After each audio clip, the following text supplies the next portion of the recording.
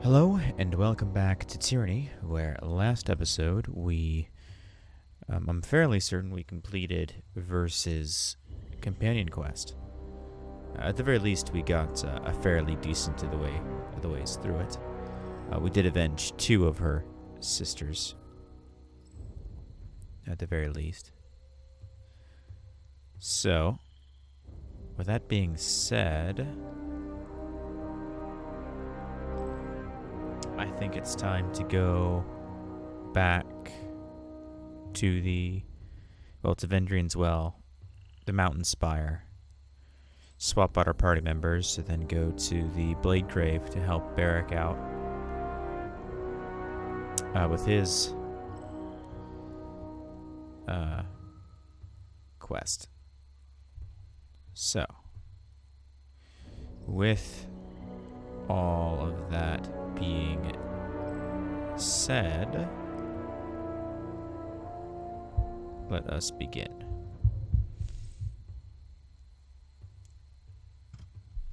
Right. And actually, let me double check my quest log. Yep. Do the Unbroken. Do the Bastard's Wound. Get more evidence. Return to the Smith. Sorry, I can't.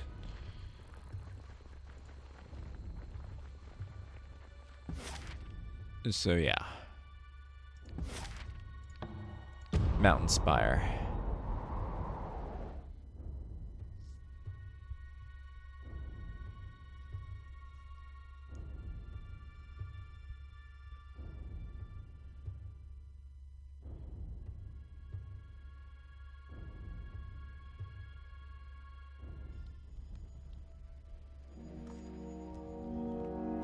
All right. My Lord Binder, you have something which requires my attention? Barrick salutes as he turns to greet you. What can I do for you?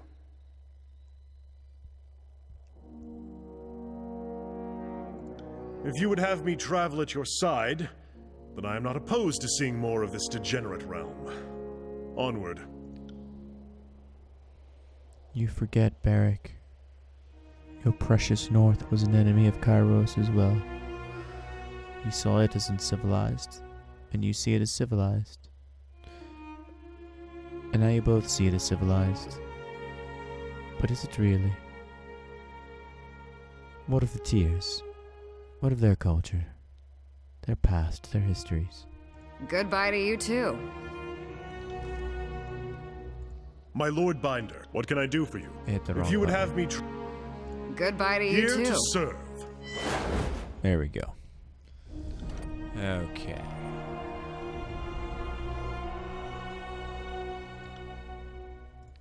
Give him a bit more swiftness. And I'll give him training ground.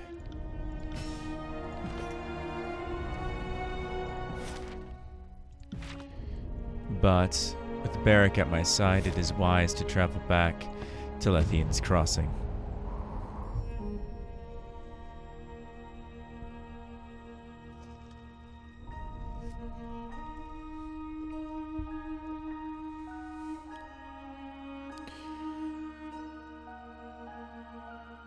If I'm a little less enthusiastic in this episode, it's simply that my head feels like a pounding drum.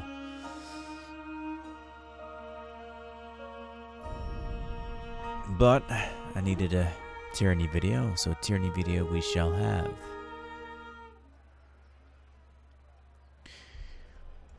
Especially since I'm getting back into the story. And I want to continue that. We had 2 relatively emotional episodes back to back with Barrick's quest line, you could say, and definitely Versus. Barrick, his companion quest is not over. And it won't be over until damn near the end of the game.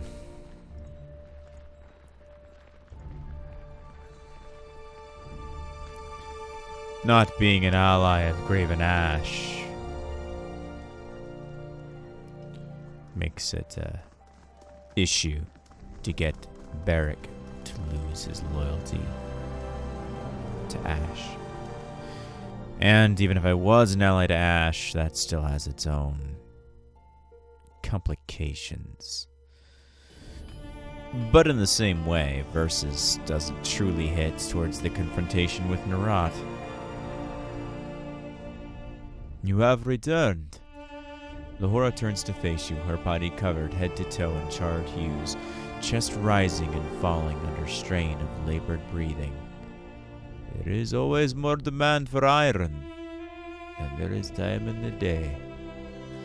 She removes a heavy set of canvas gloves and balls her fists, the joints in her fingers crackling in unison. You return.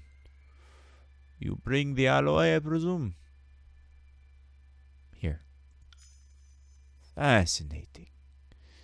She inspects the hunk of metal before setting it on her anvil. Resting one hand upon her hammer, she uses the other to inscribe a warm yellow sigil on the air. With rapt attention, Beric watches the smith move about the sample, examining it from several angles. He says nothing, though when the faceplate of his helm shifts towards you, there's accusation in his eyes. This sample will require a non-trivial amount of time to fully analyze. I assume that you will be stabbing it with a hot iron rod as well. No. Of course not. His armor grinds against itself with a growl. What are you worried about? That's a little too serene. But whatever. Doesn't Graven Ash protect? I am not in the mood, Water Witch. Do let me know when you are in the mood. I have plans for the occasion. I suggest you rest in the meantime. She digs at the alloy sample with tongs and chisel.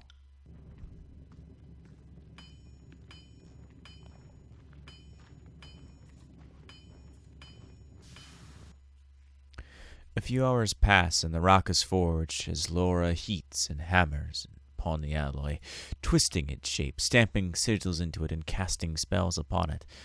Eventually, her menstruations stop, and she holds the blazing sample in her bare hand. Did you find anything? You brought me a highly unusual material. It readily absorbs mystical power and retains it within its resonant structure. The arms we could craft of such an alloy could potentially hold their enchantment indefinitely. She wipes sweat from her bare scalp. What does this mean for Beric? It means that your curiosity is sated. It means we can continue our true mission and forget this heretical quest.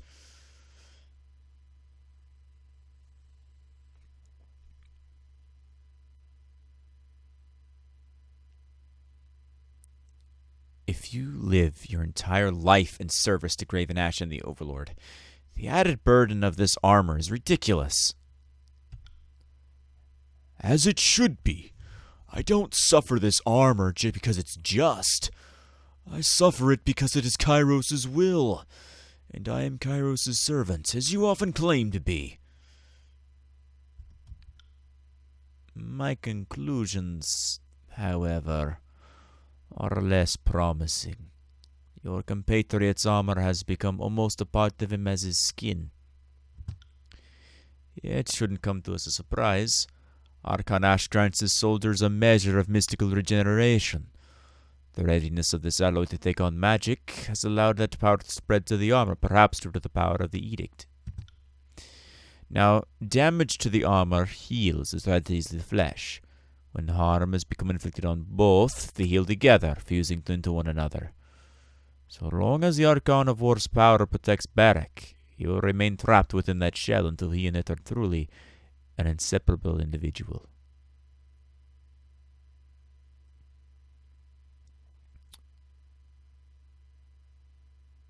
That's not encouraging. True, perhaps, but a useless sentiment nonetheless. Can we remove the Aegis? Barrack shall lay in his prison until he has either been dismissed from the disfavored or Graven Ash lies dead. Neither is an acceptable solution. This shell, onerous though it may be, protects me and serves you. Without the great general or the disfavored, I have no purpose. Thank you, Laura. If you think of any other possible solution, please inform me at once. You remain in service, my lord. Yeah, I'm not gonna be like, let's murderize fucking Ash. I know that's gonna happen. I respect Ash, even if he doesn't totally respect me. I respect Ash.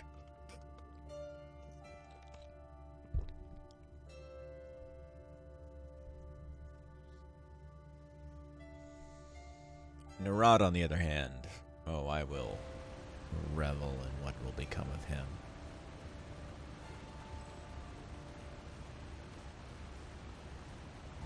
I'm just thinking. Kairos is evil, but Kairos isn't evil in the normal ways. He's very insidious, isn't he? I was better off not knowing, Fatebinder. Well, now you know. Oh, that the Archon's protection, the very thing to which I owe my life, keeps me imprisoned in this shell. He shakes his head violently, throwing sparks where his helm meets his cuirass. Ignorance of how deeply cursed I am was the only blessing remaining me. I'm sorry, Barrack. I'll see if I can find another way to set you free. I appreciate the sentiment, Fatebinder, but truly, pursuing this further is folly. No choice exists here. This armor remains my cage, as Kairos willed. I can accept that. I hope that you can too. No. I'll never accept that. Mostly because you smell like a fucking sewer. Will do.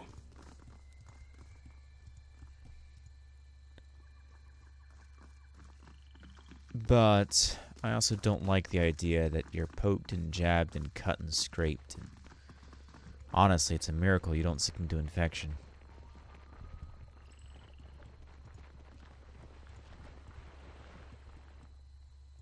But we'll see what happens, won't we?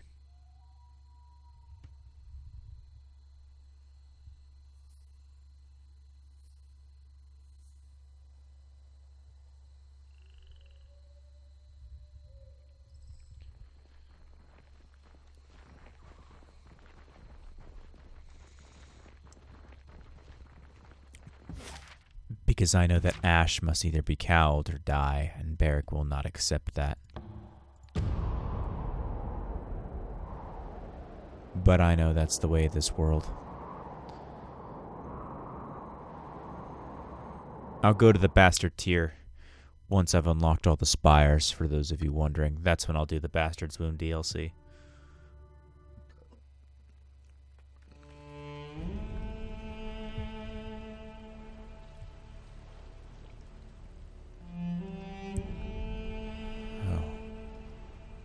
To visit my handiwork once again. This place haunts me.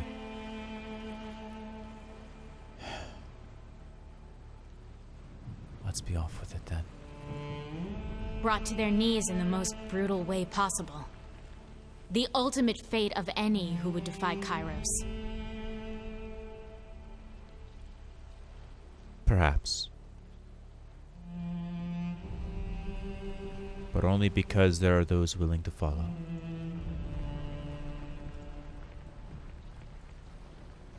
And those who refuse his orders. Those who would not accept death as a viable sacrifice for others. Although it is true to say that if I did not unleash this edict, another would. After all, there are two other Fatebinders, one who unleashed the Edict of Stone, and the other who unleashed the Edict of Fire. I'd very much like to know who those individuals were. Huh. But of course the game Can't do never that. tells you who unleashes the other edicts, which is actually kind of annoying. But this is my mistake. And I love the music here, it's so just haunting. This is all mine.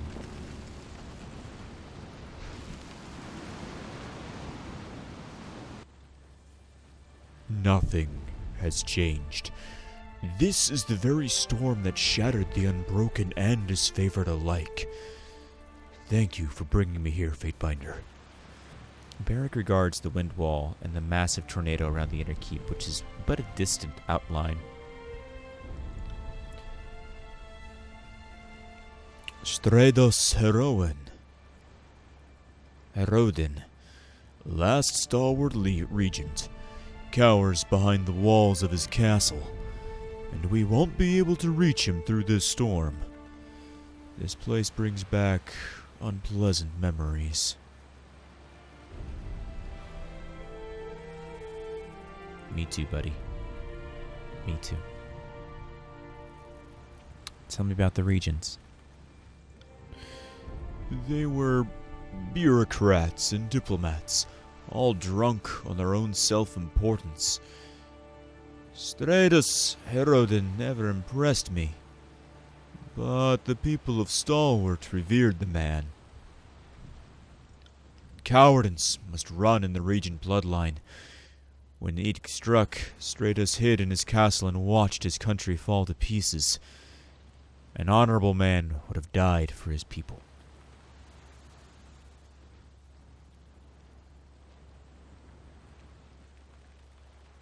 Well, not entirely wrong there. You were at Sentinel Stand during the war. I already know this, but I don't have any of the dialogue options I would actually ask, so gotta roll with it. Regrettably, the general's daughter and members of her cohort were captured in the second year of the war. By the third, we had tracked her to Sentinel Stand. We knew that the edict was coming and thought it was worth the risks, though. The battle, though, dragged on longer than it should have, and we got caught out in the storm. He sighs, and a cascade of sand escapes his shoulder joints. That was the day I woke up encased in this be-damned rust bucket, and why this place brings to mind unfinished business. The storm didn't leave much behind. A year of brutal weather will do that. Kairos' Edict of Storms devastated the once mighty realm of Stalwart, all but wiping it from the map. There isn't much left of the old country, save for the Unbroken and their stubborn pride. I'm only interested in one thing. How do we get inside? I couldn't say. The powers fighting over this realm must have some notion. Otherwise they wouldn't squabble for control over this blasted wasteland. We should track down someone with answers. Did you hear that? Barrick cups his gauntleted hand to his ear. You catch an odd sound in the wind.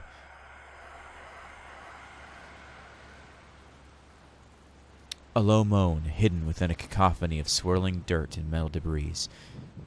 The clouds of dust seem to close in upon you. Within them, you see patches of glowing fucking Bane. Goddamn Bane.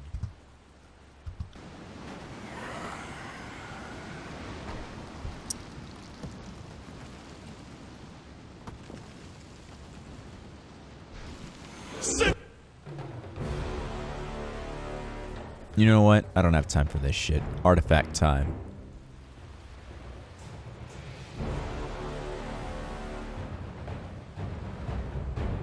Oh, that's reputation abilities. I don't want that. I want artifact abilities. Give me your eye and your shield wall. Wait, are these...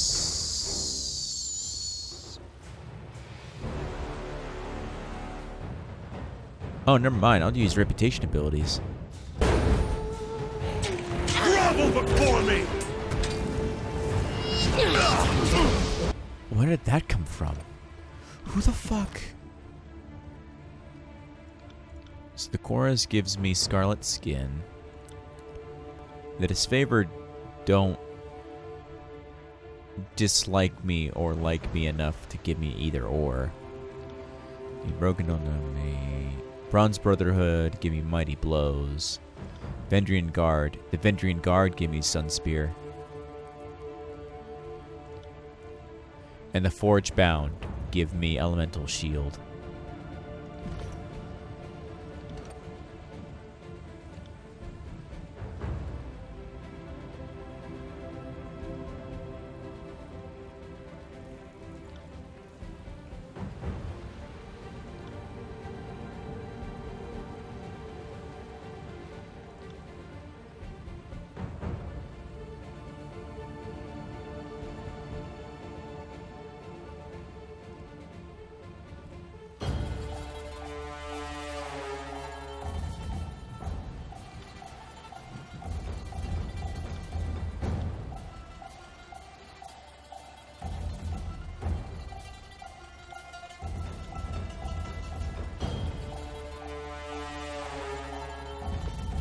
There we go. Sorry, I was further specking out my character. Now, you have some potent as well.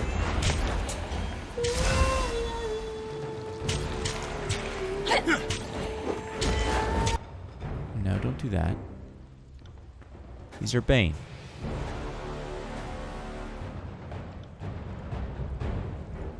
Do the thing. Do the thing that kills Bane. Can't do that.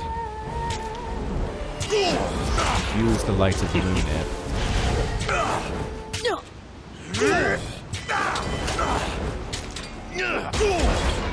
I will enchant Barracks ability.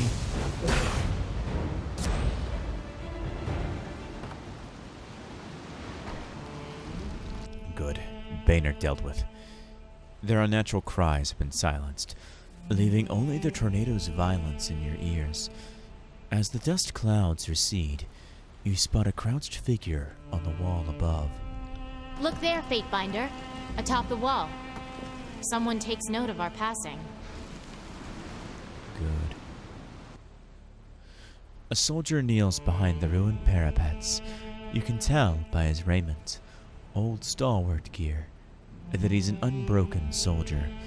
He peers at you with a mixture of caution and curiosity. You handled the Bane well enough. What brings you to this forsaken place? He pauses as the recognition dawns in his eyes. You're the Fatebinder of Tunon, are you not?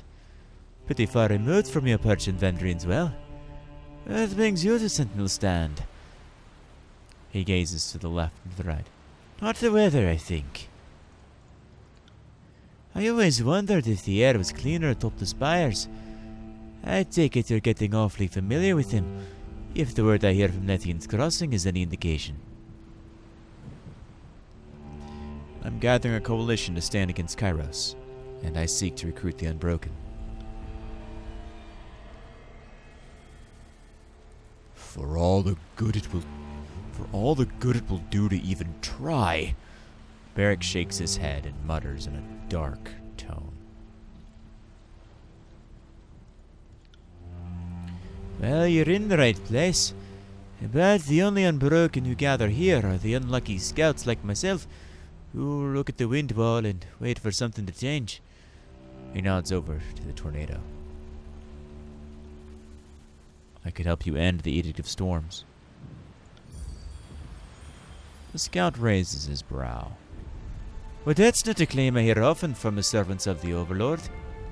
And of course, if you think you can end the edict, you'll have to make your way inside Sentinel Stand to do it. He nods in the general direction of the swirling winds. Kairos' anger has been raging without pause for the last year. It is bad enough that no one can enter, or leave the inner keep. I'm not above walking through the storm myself. Peric turns to the wind wall and frowns. On second thought, that might only twist my armor worse than it is. Well, to keep it better have enough evasions. They'll fatten the garrison for the next century. Not to mention feed their disfavored prisoners. It stands to reason that Stalwart's last regent is still alive in there. Genos squints at the distant tornado and shakes his head. He's not our source problem, but he's our center.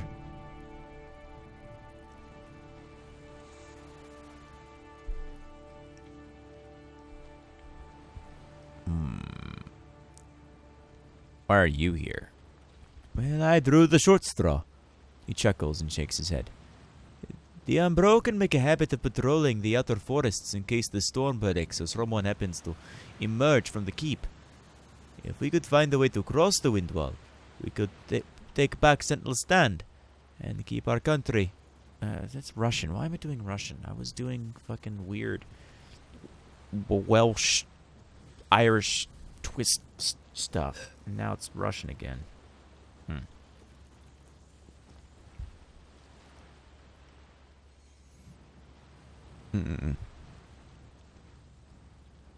Hold on. I gotta refocus this now. The Unbroken made a habit of patrolling the outer fortress in case a storm breaks or someone happens to emerge from the keep. If we could find a way to cross the wind wall, then we could take back Sentinel Stand and defend our country from a position of power. In any case, nothing ever comes from our patrols. Something of a fool's errand, if you ask me. I'd be surprised if the storms ever calmed in my lifetime. No one holds a grudge like Kairos.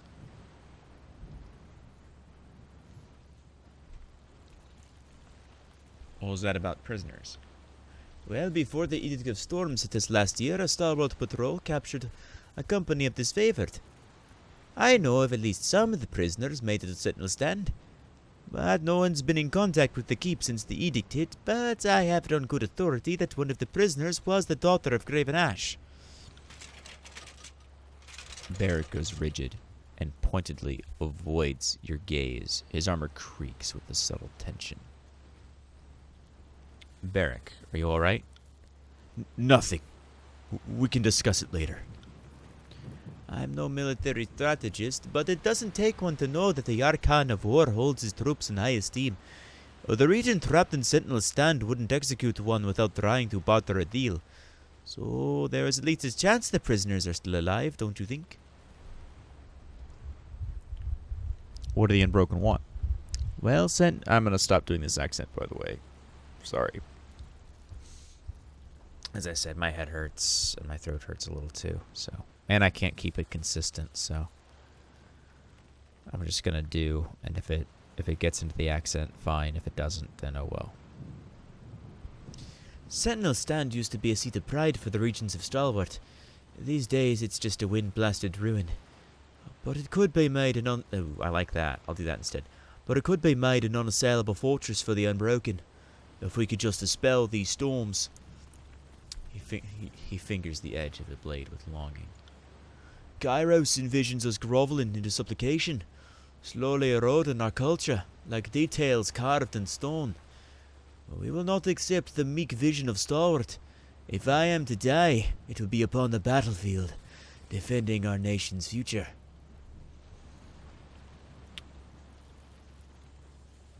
Say the Unbroken get through the storms. How do they accept to breach? How do they expect to breach the walls of the keep? There's no small challenge, true. But we have had a year to make preparations, he chuckles. Our alchemists cobbled together a nasty and unstable powder that explodes when thrown in quantity. Stalwart Justice, I call it, though the name hasn't stuck. We have enough stockpile to blow a hole in the old walls if we set our minds to it. How can I get inside? He laughs to himself, and flurries of dust cascade from his shoulders. If I had an answer for you, I wouldn't be standing here choking on rust. Some of us think there is a way. If you truly call yourself friend of the Unbroken, then make your way to Dustwatch Keep and speak to Captain Agathon. I think you're just the man he's been looking for. The area around Dustwatch is crawling with Craven Ash's ironclads, so tread lightly. If you can help Agathon dispatch them, well, all the better. Here's to hoping our paths cross again. Janos turns and drops over the northern battlement's edge, disappearing into the storm.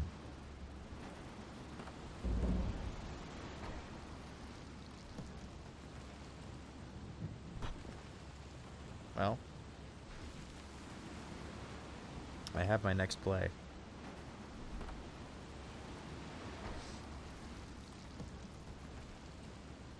Let's go.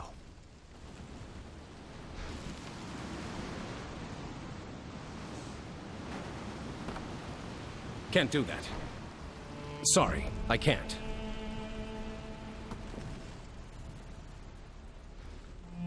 Can't do that.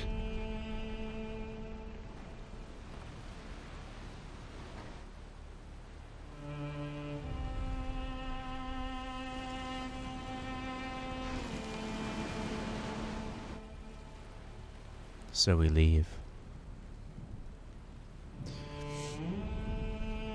I think we don't have a way to... Yeah, we don't have a way.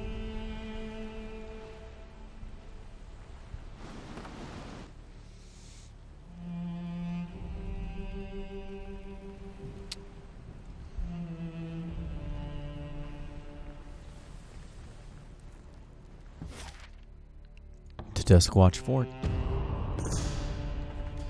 Through the billowing dirt and rust picked up by the Edict of Storms, you make out the shifting Seleucids of a small group ahead of you. Appearing lightly armed and armored, the group pulls 2 carts in their wake. They haven't noticed you through the maelstrom. I'll hail them this time. Wary of your presence, the travelers halt when you hail them and await your approach. Their emaciated faces make it clear that hunger has left them weak. One steps forward to explain that they're scavengers from Old Stalwart hoping to trade their haul in exchange for food for their families. A glance at their goods reveals they're carrying remains of bronze and iron arms, likely scrounged from the Blade Grave. The leader of their group, head bowed deeply in deference, asks if they may pass. Leave them be, guide them, proclaim them guilty of treason, or confiscate their goods. I will guide them. Escorting the travelers, you lead them through the ragged wastes to the Blade Grave's broken border. They thank you profusely for your assistance, swearing to spread word of your fairness to others in Stalwart. Their leader shows her appreciation with a few pieces of scrap before the group continues their march away from the Edict of Storms. Holy fuck, were they rich.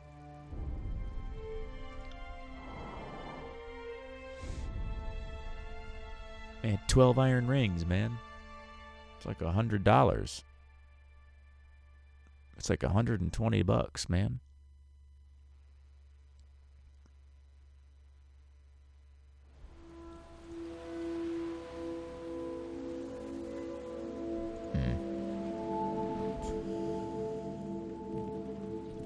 Oh no, it's just my luck that I would run afoul of Tunon's Fatebinder. He puts 2 fingers to his lips and readies a whistle, but thinks better of it. Say, friend, why not just let me go? These are tough times, and mercy is more valuable than gold. Fatebinder? He clears his throat. Something I can do for you? I would ask that you suppress your irrational hatred of Northern soldiers this once, Fatebinder. The boy isn't a combatant until you make him one. Go on and get out of here. I'm tired of your face. Just not my actual response. My actual response is, I actually respect the Archon of War. I'm just trying to do what I think is right. Go ahead. You get to live. You heard the Fatebinder. Dismissed. Barrett gestures towards the distant horizon. Thank you. Never meant to get in the way of the law. The young sentry stumbles on his feet as he departs in haste.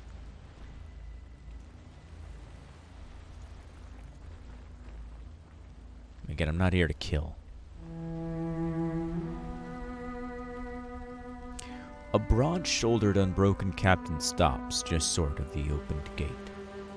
He looks you over with a uncertain frown. I'm thinking of the right voice for Captain Agathon. Agathon. The fate bind... that's too close to Beric. The fate binder of Tunon. That's too Russian. Agathon. The fate binder of Tunon.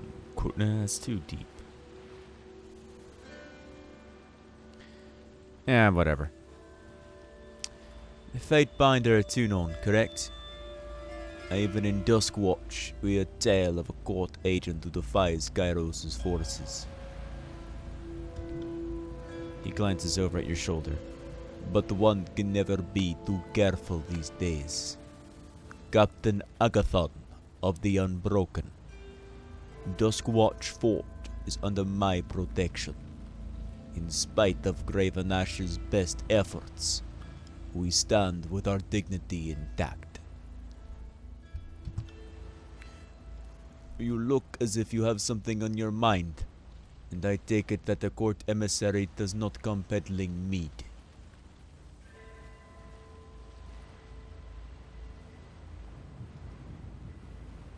I met Genos. He mentioned that you're looking for a way into Sentinel Stand. He chuckles.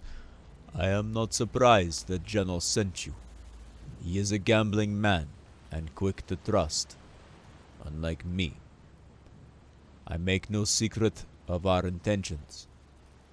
The Unbroken mean to kill Stratos Erodin and end the Edict of Storms. While our country was being destroyed by Kairos' storms, our former ruler hid behind his castle walls. Any allegiance we had for him is gone. The only problem now is how to traverse the winds around Sentinel Stand and get inside. The man looks you up and down. I'm not convinced we should trust you with this mission. A servant of Kairos. I have my doubts. Duskwatch is too important to place in the hands of fair-weather friends.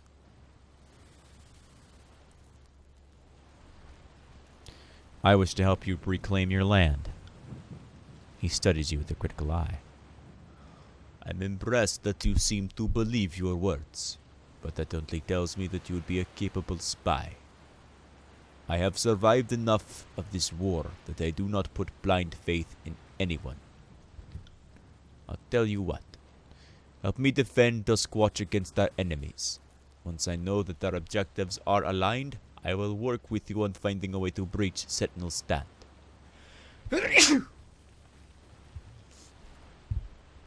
Deal? Deal. Capital. Step inside and join us. We have much to discuss.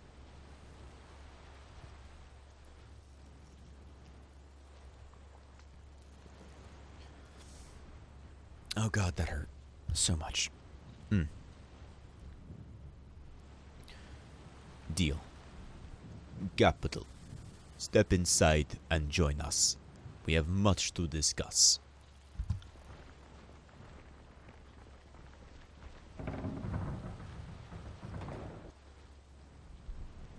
You've probably noticed that the fort has seen better days, and our garrison may fall short of repelling a disfavored attack. He frowns. I couldn't let on to that idiot Osmios that the defenders are weaker than they look. The northern ironclads have been particularly active in the Blade Grave, and it's making me anxious. He wipes a layer of grit from his armor and frowns. They know we have a decorated soldier imprisoned here, and they want him back before he tells us anything we could use against him. Who is he? His name is Galeas. We are keeping him tied up in the pen on the west side of the fort. Can't keep any livestock alive with the rust storm, so we've been using it as a holding cell. We know that he was part of an elite unit and may have even accompanied the daughter of Graven Ash during the war. It is no wonder why the Archon wants him so badly. What the great general wouldn't give to know that it was his daughter survived the war. She went missing in the second year. He would never admit it, but I know he's been sick with worry. Beric sighs and wraps his shoulder in a weak, disfavored salute. Now, to business. This fort could use some maintenance, and we need folks to hammer the pavilion and patch some gaps while there's still time. That should keep you busy until nightfall. Well, maybe a lot better off. Let me know when you're ready to work. I'm ready now. Then let's get to it. We'll give the disfavored something to bash their heads against when they arrive.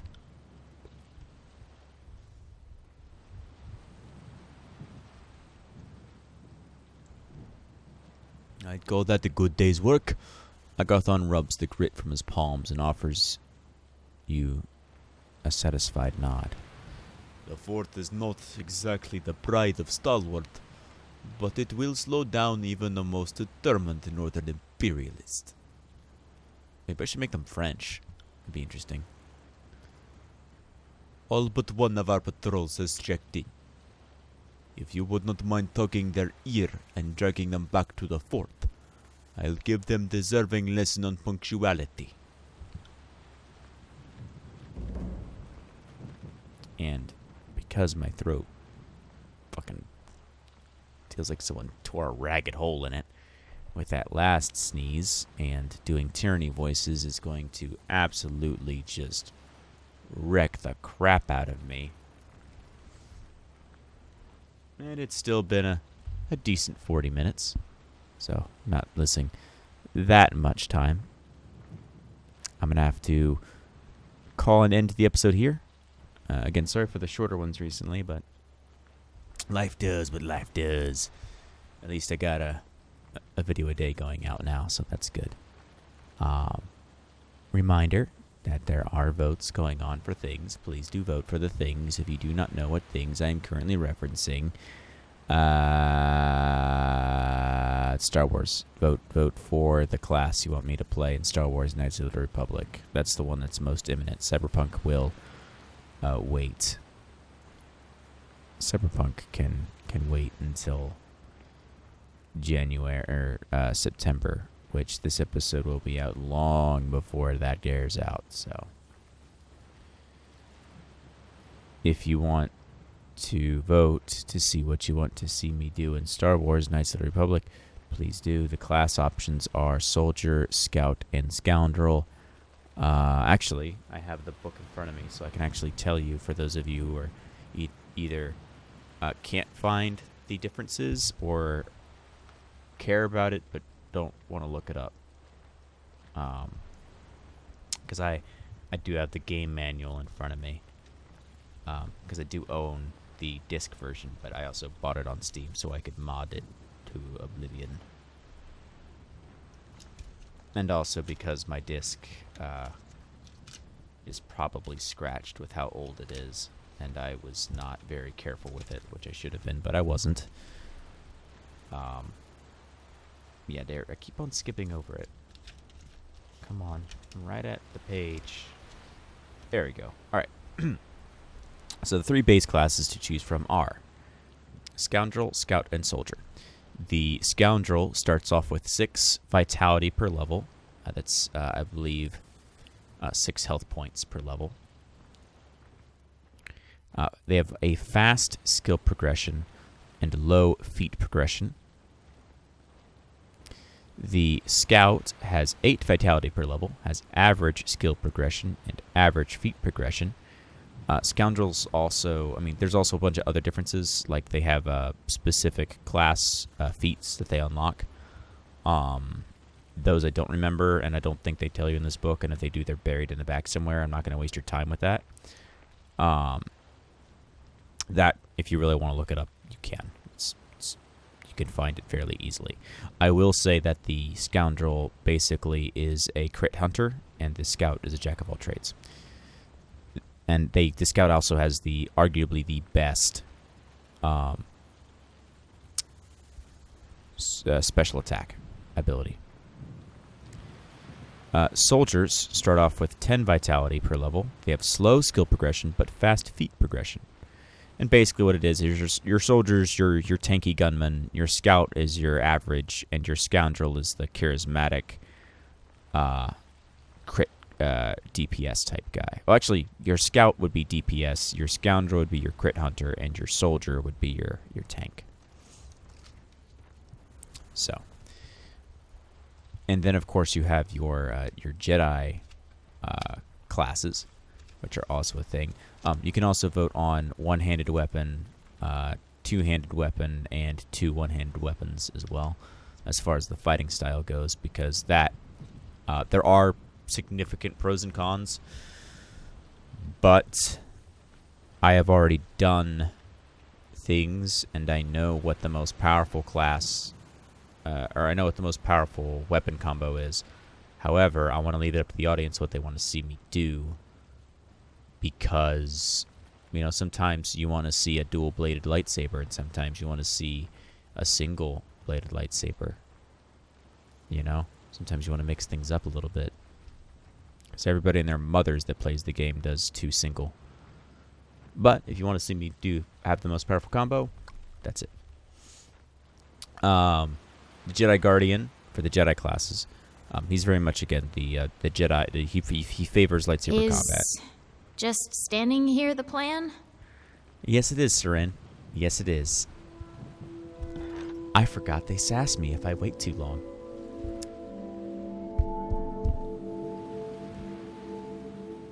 Anyway, the soldier basically is the lightsaber specialist.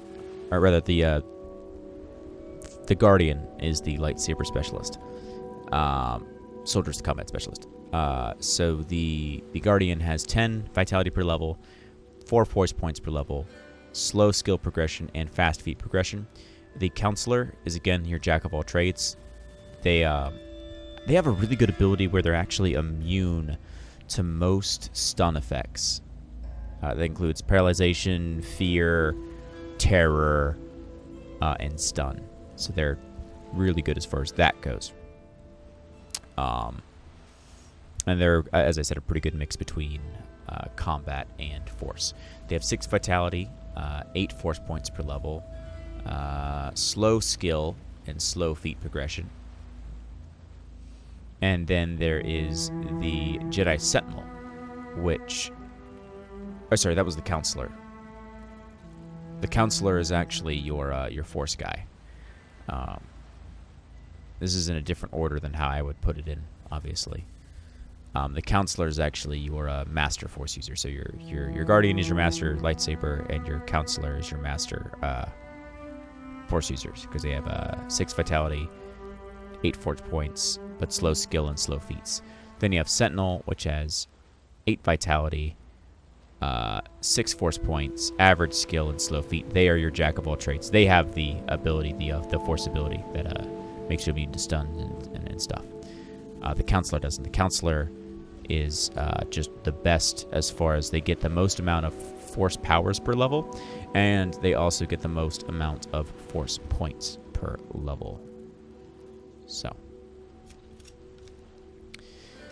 But they also are the physically weakest, and if you are fighting a creature or a person that's resistant to force powers, then you start to run into issues there. And again, I'm going to be playing light side, so most of my force powers are going to be utility-based or healing-based. There's only going to be like 2 light side powers that are offensive. I actually have that list in front of me too, but as I said, not going to bore you with all the details. More to come as we get more stuff rolling. See you guys in the next one.